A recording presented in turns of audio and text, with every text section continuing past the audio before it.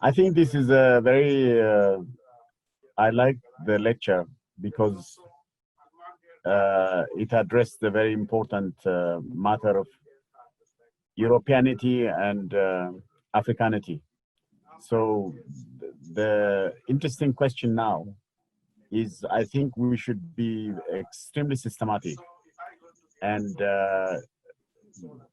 really excavate the whole, like focus it in other words, situate it within the historical kind of root, and then see if we could systematically then try to create a curriculum where we make sure that all that we are able to use the Osiri University model to be applied to others. So is there a way we could be systematic on this to try to see what each module are going to be and how we can actually address them in different parts, from all aspects, the history part, all other parts we can do, and then we can systematically develop them and then create the modules. And then, as you rightly put it, now you give lectures like this, people start seeing it, and then we can then later on say, look, this is something that all our children, all the youth of Africa must be exposed to. How can we go around this kind of practical? Because the example you just produced, this thing is very, very important. The way they try to say that we Africans don't know anything, everything. I mean, now I know all this. Some of it I have already. I can also give a lecture on science, or something maybe on mathematics, science, or everything. I have something I prepared on African, what Africans have created. But these guys, they refuse that we actually created it. They will always say there's some European that went to do it. You see, they say in Mali, they say, there's from Cornell University, the guy said, Segal said, no, they did it on astronomy and everything. But then they say, no, no, no, no, there was the French that went to tell them and educate them. It's not them, they say. Things like that. You see, they always say Africans can't think, can't create anything. So even things we create, they also devalue it. So we need to really revive ourselves very systematically, because almost everything, from me, everything was created by us. They took it and they denied that we created it. That's how I understand it. So we need to show this to all our youth. Now that you have become a father, I want your child to be, from the very beginning, to know that he's the best of the best. No, no, no. All this bullshit must be gone to our youth, and we must grow with confidence, trust, pride, dignity. I think total independence. That's what I want us to do. Thank you, my brother. Thank you for your lecture. I really enjoyed it. Thank you very much, sir. I think we can do that. I think we should do that, and we are already working on it. But yes, we should be systematic in producing this information, because it's there. The information is there already. That's why I began this session by saying that the lions have written their story. The issue is just that the lions, the pride, are not reading the story. So we need to start reading these things. So the moment we start putting this together, we need to make sure that people are reading it. Very nice. Anybody else, please? Hey, Professor Osiri, I don't know if you can hear me, but this is Taslim. Yes. I think I reached out to you via email, and I just want to commend the work you're doing so far. And I think you've already elaborated on a lot of what I'm going to say, and some of the commenters. But I think the person who just spoke talked about how we actually do this, and I think I fully agree with that. I think it has to be systematic, right? And we have to start undoing the wrong one by one. Someone also mentioned about records, right? Thank God now technology has improved. we can get these records in clouds or other places where you can never lose them. So, and the good news too is that you see a lot of corporations now all over the world making commitment to support equity and recognizing the wrong done to Black people.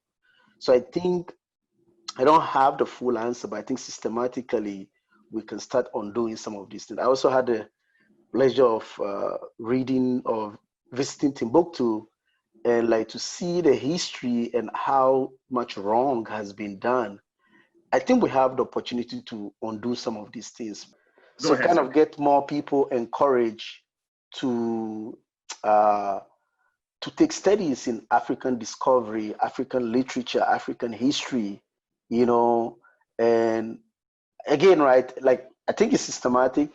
We're not going to get it done probably in a century, but we can get started now, and I think we can get to correct some of these grave mistakes that was done. Thank you. Thank you. One of our missions at the university is to liberalize education. And we are doing everything humanly possible to make sure that we liberalize education. So we are starting by creating courses that are going to be affordable, of course. We're going to provide scholarships to folks who cannot not afford the tuition. But then we also are pushing our instructors to be more creative and to find content that are open source so that our students can have access to quality education without having to break their bank accounts. So the history is there. You all are correct. The history is there. One of the things that I'm also trying to reorient myself to do is to write for Africans, to conduct scholarship for African consumption. Because one of the things I have found is, having gone to school in the US and currently now working here, is even our African scholars are writing voraciously, powerfully, but then these works are published in places where Africans still have to pay a fee to access the material, to access information. I'm not saying that's a wrong model. That's fine. We need to do what we need to do. We also have to start rethinking, just like Professor Mamo Muche mentioned earlier. We need to be systematic and find ways to also disseminate the information. So perhaps we should start producing this knowledge and archiving them on clouds and making them more available, and even going as far as translating them into different languages, into French, Portuguese, and into African languages as well, so that even the African person who doesn't speak English or French can still learn about this history. So that is our approach. That is really what we're trying to do. When we say that we are an African university, we really mean it. We mean that to the core. We want to serve the African people, because the African people are not currently being served. They're underserved in the educational space. Only those who can read or write English or French have access to education. It shouldn't be so. So that is our thinking about this. So even though we are starting with English and then French, but eventually we want to get to a point where even those who don't speak those major languages can have access to this information. Like the past speakers have mentioned, I think that when it comes to this issue of what you just talked about, I think it's highly systemic. And because it's systemic, I think that it can only be changed for the most part from, if you go back to the governance of Africa. And I think there's a problem there. And what do I mean by that? Well, I'm going to give you an example from my personal experience. So I was working to do some contract with one of the states in Nigeria. And we were putting some document together, working with some folks from the US, and then we were talking to them. And it was a government institution. And we kept moving up until we got to a point where I was told that the only way we can move past that to get approval is we need to get a Westerner. So which is basically a light-skinned person. So that if we got a light-skinned person, then they would open the door for us to get the approval. At that point, I just stopped. I said, okay, you know what? If that's what it is, I'm not interested. So I think that there's the role that the government has to play in helping the citizens appreciate Africanism. I think we have not done, the government of Africa hasn't done a good job at that. Because if you think about it, you hear about the American dream. You haven't heard about the African dream. Who sold the American dream? The American dream was sold by Americans. They made the world believe that if you come to America, everything is going to be sweet. That's all you believe, which is not necessarily the case altogether when you're here, but that's what they sold. But when you go to Africa, you're told that Africanism is inferior to the Western culture. If you have people who speak Yoruba or speak Igbo, you know, their parents want them to speak the best of the best English language. In fact, there are some families that even take pride in the fact that their kids don't speak their language fluently, or their kids, oh yeah, he doesn't understand you know, he's Americanized now. He's not really an African. So I think we need to go to the point where our leaders and even us Africans actually appreciate Africanism. And I think all the history you've shown, unfortunately, have led to a shift in the mindset where we don't think Africans are as good. I mean, you even find Africans who don't think what they're doing is good until it's validated by Westerners. And so I think it's very difficult for folks to get away from such a system. It's a systemic, and it's caused a change in the mindset. So we need to start teaching that to the kids from the elementary, that you are good. You know, your skin, I don't think with my skin, I think with my brain. So how does my skin affect how I think? So it's because some people, like, you know, the people you've shown, Hegel has propagated that. So I think it's a systemic racism, it's a systemic issue, but I think the governors and the you know, they need to make that change, you know, from the legislative end. We need to start promoting Africanism. We need to make our citizens know that Africanism is not inferior to anything else that you have. So that's just my experience I want to share. Thank you. That's powerful. And you know, I think if we are to borrow a leaf from the movement that has started as a result of the killing of George Floyd, we would see that what happens is government will follow, corporations will follow the lead of the people. Where the people go, they tend to follow. So we need to make our voices heard. So if we're going to have any sort of influence on the government, be it Western government or African government, any government whatsoever, I think it has to start with us, right? So the more we espouse African scholarship, our culture, the more we promote it and use it, right? Use it in a manner that shows that we believe in it. I think the government will start coming around. It will certainly make it much easier for them to come around, because again, we are dealing with people whose minds have been affected as well. I mean, for them to tell you that for a project that has been done in Africa to move forward, that you will need to bring a Westerner in, it just shows you that we are still being colonized. I mean, our minds are still being colonized, and in parts of Africa, we are physically still being colonized. I think Benin, right next door to Nigeria, is still colonized by France. I mean, the French still call the shots there. And there are so many other Francophone countries around Africa that are still being colonized by, you know, by way of policy.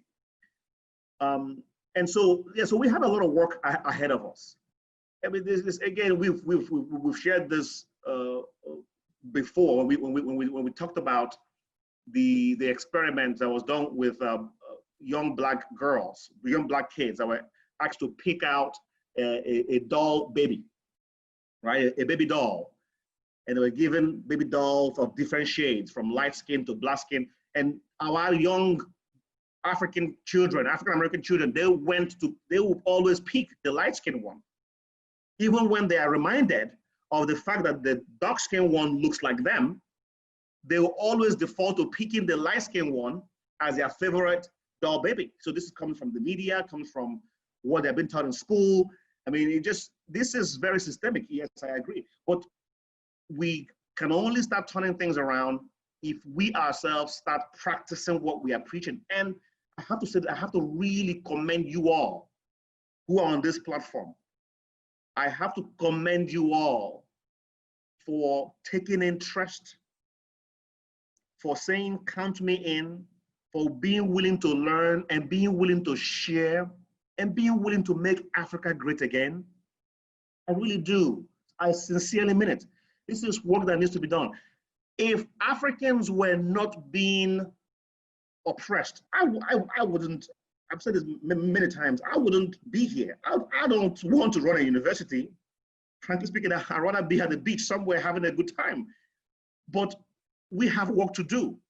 So I thank you guys sincerely for saying, you know what, we need to change things. Let's fix society for ourselves and for our children.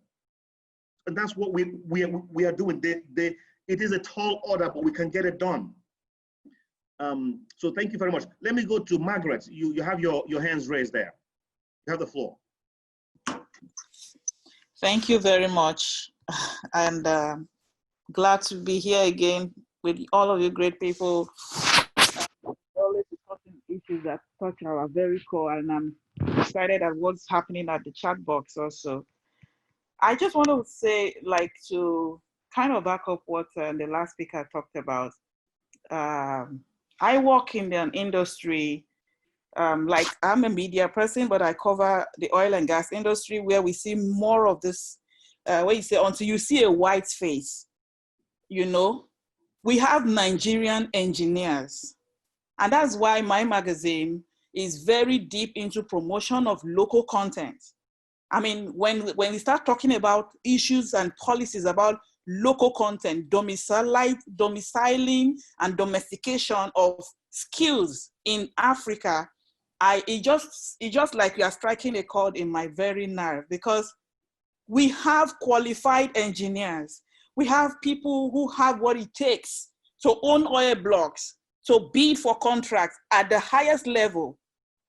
But you still see our African expert engineers still carry their companies as a portfolio company to white and expatriates outside. And then these people come and front as the owners of this company. Why the Africans or the Nigerian engineers stay behind? Meanwhile, they are the owners of the company, but they have this white face posing as the owners just so that they can win contract. I'm like, what is wrong with us? What is wrong with our government? Because this thing is not, right now, people started fighting about that policy and say, okay, let's now have a local content act, which became a law in Nigeria in 2010. And that's why, you know, publications like ours, we keep pushing that message out. As a Nigerian, as an African in your country, you have the right of first refusal. It means before any other expatriate outside is given that contract, they must decide that there is nobody in Nigeria that can offer the same skills before we go outside. But there's still that understanding that we don't have that mindset to understand that this is what the law says, this is your right, and this is what you must do. So even though we have the law and the policy backing us up, people still prefer to bring a white face to represent their company. That's one thing. I mean, and they have all. We had a webinar recently where one of the speakers was saying a Nigerian company, Delta Afrique, tried to bid for a huge contract. They were not given the chance, but he knew that, I mean, these are Africans, we have the skill. And so with the government, they pushed and pushed and pushed. Delta Afrique finally won that contract. As against the thinking of the bigger companies like Shell and ExxonMobil there. And when they finally, they delivered on that contract, even before the deadline, and they did a fantastic job, such that all the IOCs, the international oil companies, came and gave them an award to say, wow, we did not, you people exceeded our expectation. And he was like, can you imagine how many African companies have that kind of competency? And first of all, if they were not bold enough to keep pushing, they would have been discouraged with these white folks all saying that you are not able, you are not capable. So that mindset is a really big issue that we have to kind of shift away from. And that's, I'm talking about at the highest level. The government itself, I don't know where we are going to start from, whether we are going to start from AU or we're going to start from our own countries, but our government themselves want to see that there is a white face. I'm in the media. If I'm, as a media person, wants to interview the governor of a state, for instance, they will not give me the attention they will give from somebody coming from CNN or Bloomberg because the person is white. They won't give us that equal treatment, even though I have better content, even though I'm looking into the African issues. They'll rather speak to people coming from outside who have no idea what the context is like. So this thing, we are facing it in all levels and at every segment or sector or strata. I'm thinking that somebody raised an idea at the chat, on the chat box there. How do we put this issue, bring it to the lowest level of our children who are coming to, in the next 20 years, take over? How do we change their mindset to say, you have to have that confidence in yourself, that you have everything it takes to compete equally at the level as your contemporary all over the world? So I'm really looking forward to us doing that. Thank you very much. That's very powerful. Thank you so much. How do we do it? We just have to introduce it to our children as the fact. So as you all know, I live in the US, and it's very hard to not be able to, to speak English here. So this is an English-speaking country. So my daughter speaks English. But I tell you what, if you ask my youngest daughter, Nina, today, some of you saw her, I think, was that last week or 2 weeks ago. If you ask my youngest daughter, if you point to a bird and ask her to say what a bird is, she will tell you, no. The reason is because the very first time she saw a bird, I said no to her. The very first time. And so to her, whatever she says is a bird is no. So even if she's speaking English, she'll say, I want to go say no. Right? But that is profound. That tells you that what you introduce to children at a very early stage is very important. If you teach them junk, it might be harder to correct it afterwards, right? So that is what we need to start doing.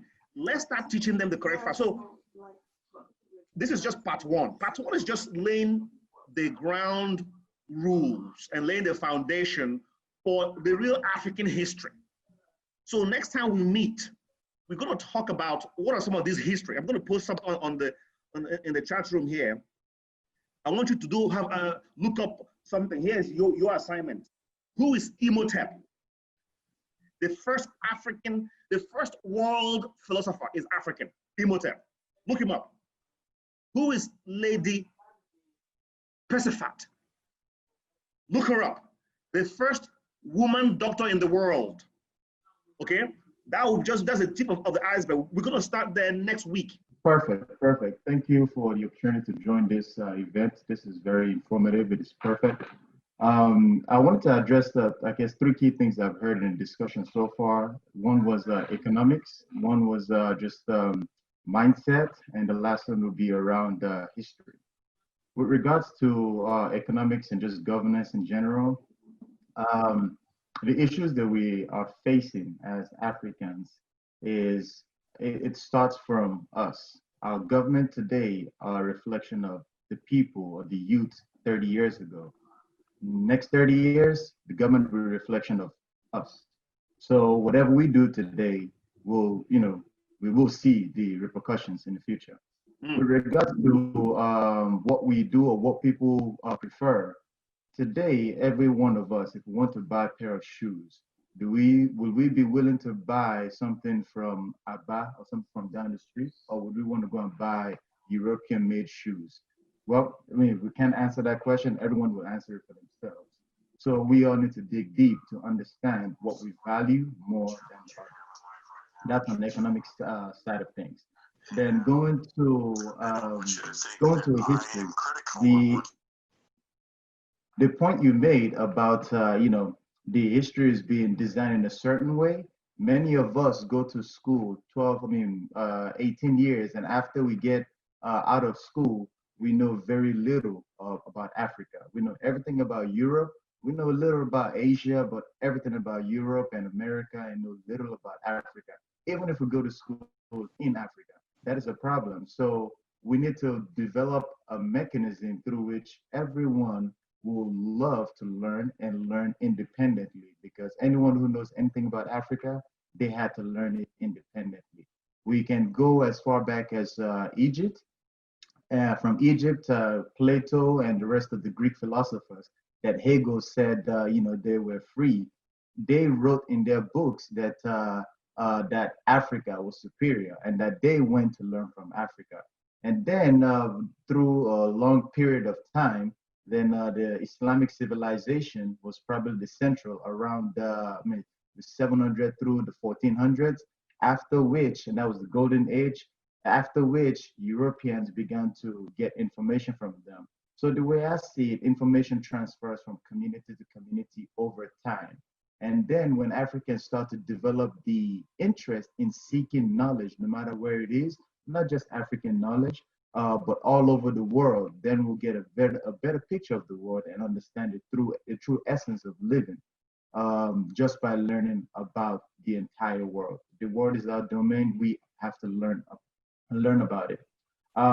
There's a ton of well, someone mentioned about information is there, we just don't read it. That is very true. Now, not just books, but there's a bunch of videos. How many of us know about the happenings throughout Africa in the 60s? How many of us know about Kwame Nkrumah, Jomo Kenyatta, Samora Machel, Thomas Sankara? There's a whole bunch of videos out there that can give us information about them. But how much of us read all the way back to Malcolm X, Marcus Garvey, Booker T. Washington, and how much of us go even farther than that? So we all need to develop that interest in reading, and not reading so we can say Africans are superior to anyone else. No, nobody's superior to anyone, but we can learn from everybody, from Africans, from Europeans, from Asians. We just have to develop the interest in reading and seeking knowledge. All right. Well said, Brother Ajala. Appreciate it. Appreciate you. And that is our time, folks. Thank you so much for tuning in.